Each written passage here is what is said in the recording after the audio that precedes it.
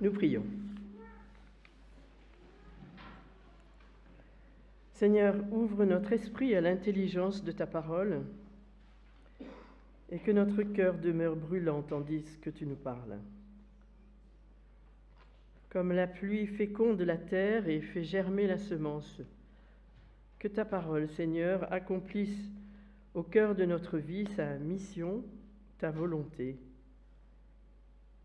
Qu'elle féconde notre vie et lui permette de porter des fruits. Que ta parole soit la vérité de notre existence, la lampe de nos pas. Amen. Je vous propose ce matin de méditer le texte dit du jour, qui va servir de base à de nombreuses homélies et prédications dans les églises chrétiennes aujourd'hui. C'est la scène de la tentation du Christ rapportée par Matthieu. Lecture que je trouve fort appropriée alors que nous entrons en période de carême, un temps de conversion, un temps pour repenser notre façon de vivre la foi. Les évangélistes Matthieu et Luc donnent une version développée de cette scène qui se situe juste après le baptême de Jésus, alors que Marc expédie la chose en 2 versets seulement et que Jean ne le mentionne même pas. Mais de toute évidence, il importe que cet événement nous ait été rapporté, même si, ou plutôt parce qu'il soulève un certain nombre de questions et nous ouvre bien des pistes. On peut d'abord en effet se demander si pareille initiation était vraiment nécessaire pour Jésus. S'il était fils de Dieu, comme cela venait d'être proclamé alors qu'il sortait du Jourdain. Celui-ci est mon fils bien-aimé. Puisqu'il ne pouvait qu'en sortir vainqueur, quel était l'intérêt de nous décrire cet épisode? Et ce, d'autant plus qu'aucun des évangélistes n'y avait assisté, probablement. Comment avait-il pu savoir ce qui s'y était dit entre Jésus et le diable? Est-ce donc pure fiction? Mais écoutons le texte avant d'aller plus loin dans nos réflexions, donc dans le chapitre 4 de Matthieu, les 11 premiers versets. Alors Jésus fut emmené par l'Esprit dans le désert pour être tenté par le diable.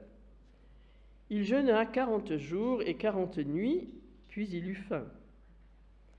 Le tentateur s'approcha et lui dit « Si tu es fils de Dieu, ordonne que ces pierres deviennent des pains. » Jésus répondit « Il est écrit, l'homme ne vivra pas de pain seulement, mais de toute parole qui sort de la bouche de Dieu. » Le diable le transporta dans la ville sainte, le plaça sur le haut du temple et lui dit « Si tu es fils de Dieu, jette-toi en bas. Car il est écrit, il donnera des ordres à ses anges à ton sujet. Et ils te porteront sur les mains, de peur que ton pied ne heurte contre une pierre. » Jésus lui dit d'autre part, il est écrit, tu ne tenteras pas le Seigneur ton Dieu. Le diable le transporta encore sur une montagne très haute, lui montra tous les royaumes du monde et leur gloire, et lui dit, je te donnerai tout cela si tu te prosternes et m'adores. Jésus lui dit, retire-toi, Satan, car il est écrit, tu adoreras le Seigneur ton Dieu, et à lui seul tu rendras un culte. Alors le diable le laissa, et voici que des anges s'approchèrent de Jésus pour le servir.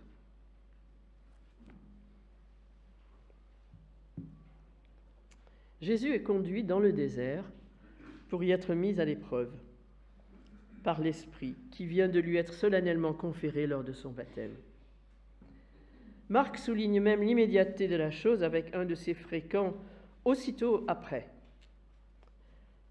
N'est-ce pas étrange, voire choquant, que ce moment de révélation magnifique au bord du Jourdain soit sitôt gâché par une épreuve pareille au désert?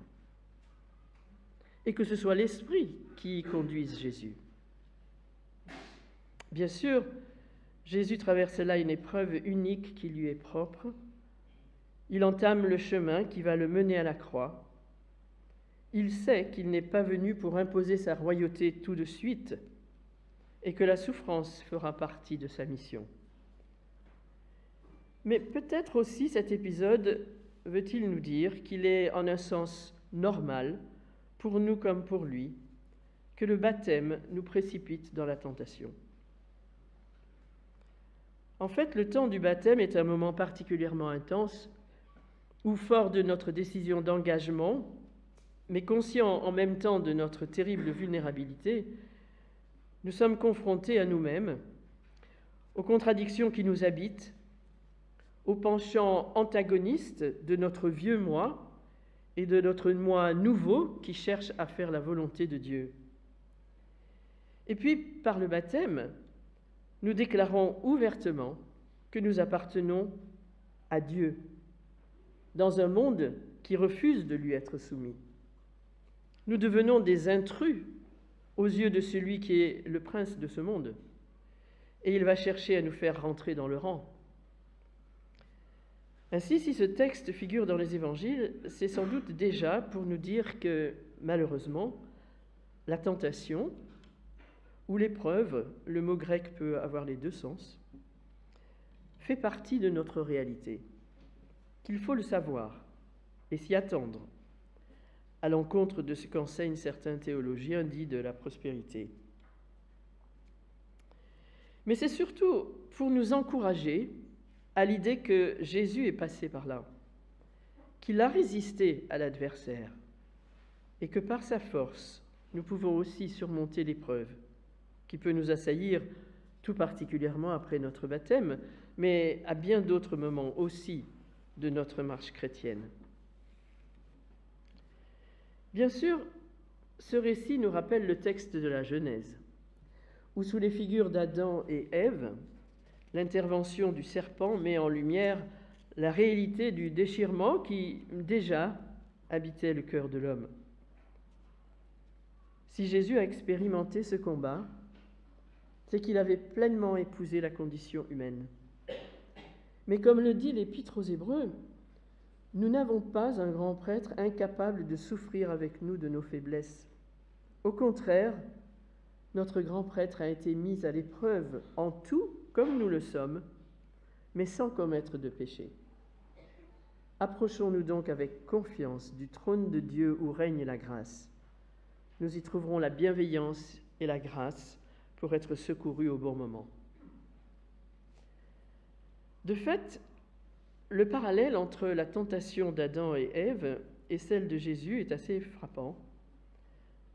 Dans les deux cas, l'assaut du tentateur touche à 3 domaines sensibles. Selon le livre de la Genèse, Ève constate que les fruits de l'arbre devaient être bons, qu'ils étaient agréables à regarder et qu'ils donnaient envie d'en manger pour devenir plus intelligents. Convoitise de la chair, des yeux et désir de sagesse. Pour Jésus, le tentateur fait miroiter le contentement matériel, le fait de se savoir supérieur et donc privilégié, et la toute-puissance. Alors, lorsque la tentation est là, quelle voix est-ce que j'écoute ?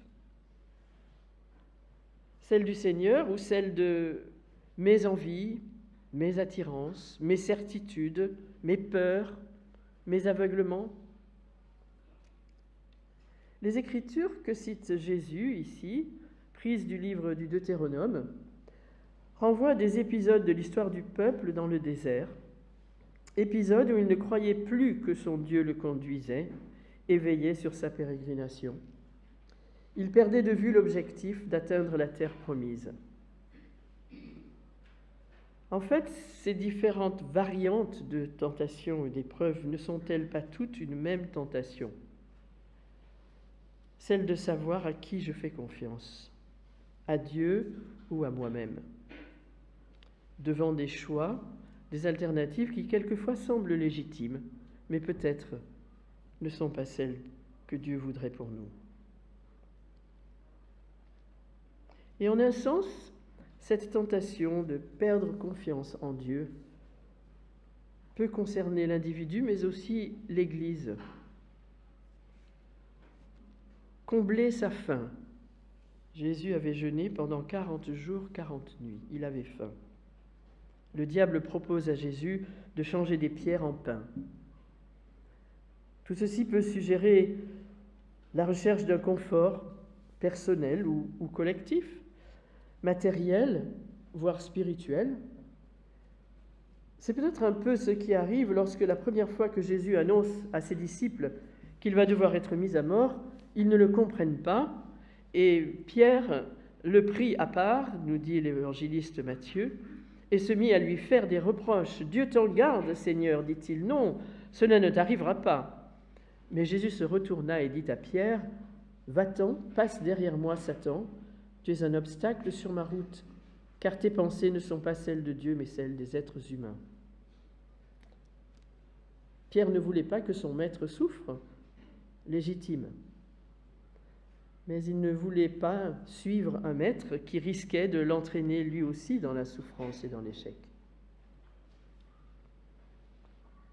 Invoquer le privilège du miracle à notre service, se jeter du haut du temple, comme le propose le diable, certain que Dieu se doit d'intervenir, peut suggérer l'envie d'échapper au chemin difficile ou d'utiliser le miracle comme moyen promotionnel. Ce peut être pour l'Église l'ambition peut-être d'être au-dessus de la mêlée, épargnée par les vicissitudes de l'existence ou disposant d'un accès privilégié à Dieu. Quant à viser la grandeur, la puissance, posséder tous les royaumes du monde, c'est-à-dire convoiter la place de Dieu, en fait, n'est-ce pas la tentation des tentations? Le refus de reconnaître la souveraineté de Dieu et briguer le pouvoir au lieu de l'obéissance. Ces royaumes que le prince de ce monde détient pour l'instant sont bel et bien destinés au Fils de Dieu. Mais c'est par la croix qu'il va les acquérir, non en reniant son Père. Ainsi, l'Église, toute Église, est invitée à rester consciente de sa vulnérabilité et à toujours chercher à connaître et vivre la volonté de son Dieu, même lorsque le chemin est rocailleux ou l'horizon semble bouché. Car la tentation ou l'épreuve n'est pas le péché. L'exemple de Jésus résistant au diable offre des moyens d'y résister. Le premier étant la force que donne la connaissance et l'expérience de la parole de Dieu. Je n'insisterai pas en détail sur cet aspect du texte qui est très fréquemment commenté, mais bien évidemment, l'invocation par Jésus lui-même de la parole pour contrer les attaques du malin nous dit combien cette parole est effectivement une puissance contre le mal. Non pas comme un talisman magique que nous brandirions pour repousser la tentation, mais comme une nourriture qui nous transforme de l'intérieur, et si nous la mettons en pratique dans notre vie de tous les jours, nous ouvre les yeux sur la bonne décision à prendre, le bon choix à faire, qui seront conformes à sa volonté. Il faut bien sûr se garder de faire comme le diable, qui met l'Écriture à son service et qui la pervertit si besoin. Ici, il cite un psaume complètement hors contexte, par exemple, et en déforme le sens, tout comme le serpent l'avait fait en Éden. Nous sommes invités à écouter la parole, non à la manipuler. L'autre arme de Jésus dans cette confrontation, c'est la certitude de son statut de Fils de Dieu. Il a entendu la voix venue des cieux. « Celui-ci est mon Fils bien-aimé, en qui j'ai mis toute mon affection. » Et elle lui sera répétée lors de la transfiguration, quelques chapitres plus tard. Il s'appuie sur cette relation bénie et sur l'amour réciproque que son Père et lui-même se portent pour puiser la force de résister. Et c'est exactement ce que nous pouvons faire aussi face à la tentation ou dans l'épreuve. Par le baptême, nous avons affirmé notre position d'enfants de Dieu. Toute l'Écriture nous dit que l'amour de Dieu est infini pour chacun et chacune d'entre nous. Il en a donné la preuve inouïe en acceptant de mourir en la personne de son Fils sur la croix. Comment douter de sa protection? Lorsque Jésus enseigne ses disciples à prier, c'est à leur Père qu'il leur apprend à prier. Ne nous laisse pas entrer en tentation. Et c'est bien parce qu'il sait, de par sa propre expérience, que le Père veut notre bien et donc nous épargner les occasions de chute. Et lorsqu'il s'adresse à son Père peu avant sa passion et dit « Je ne te prie pas de les retirer du monde, mais de les garder du mauvais », c'est encore ce lien de filiation qu'il invoque dans la certitude de l'amour de son Père pour ses enfants. Alors sachons nous appuyer sur cette vérité inaliénable lorsque nous nous sentons vaciller. Par ailleurs, cette scène des évangiles est un archétype des tentations vécues par Jésus tout au long de son ministère. Chez Luc, le récit se termine par « Après avoir achevé de tenter Jésus de toutes les manières, le diable s'éloigna de lui jusqu'à une autre occasion. » Et d'autres occasions, il y en a eu.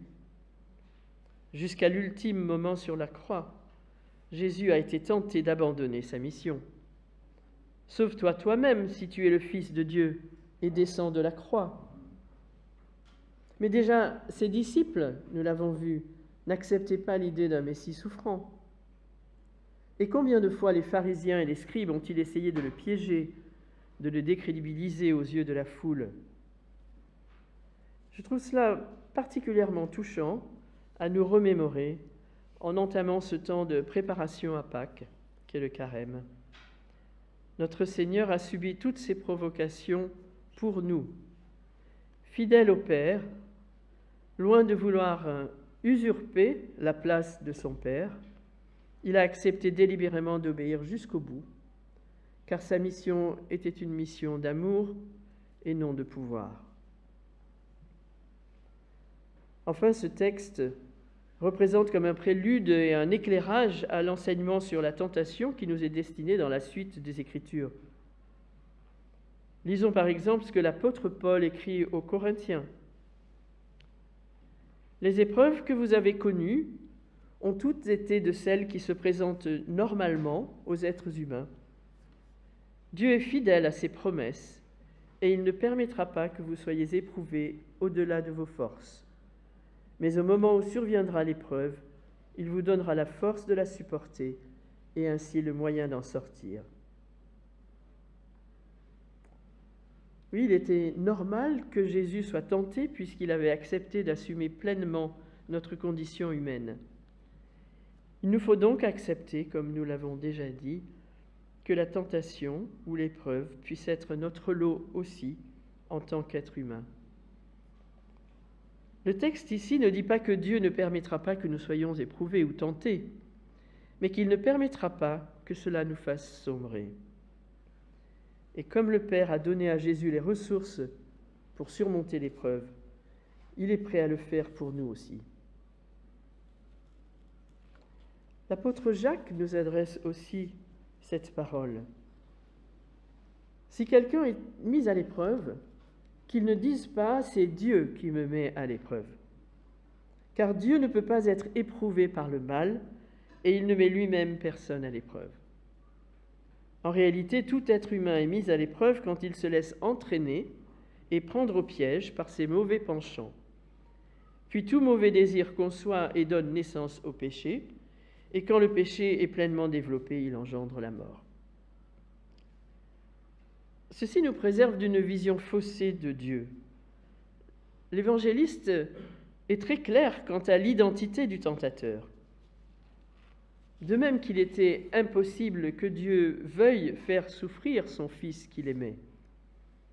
De même, l'interrogation classique « Mais qu'est-ce que j'ai fait au bon Dieu pour qu'il m'arrive cette tuile ?» n'a aucun sens.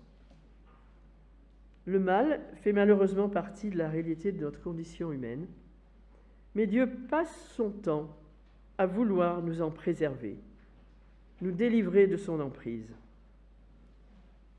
L'épreuve devrait non seulement ne pas nous faire rejeter Dieu comme s'il en était la cause, mais nous en rapprocher d'autant plus dans la confiance absolue qu'il nous y accompagne.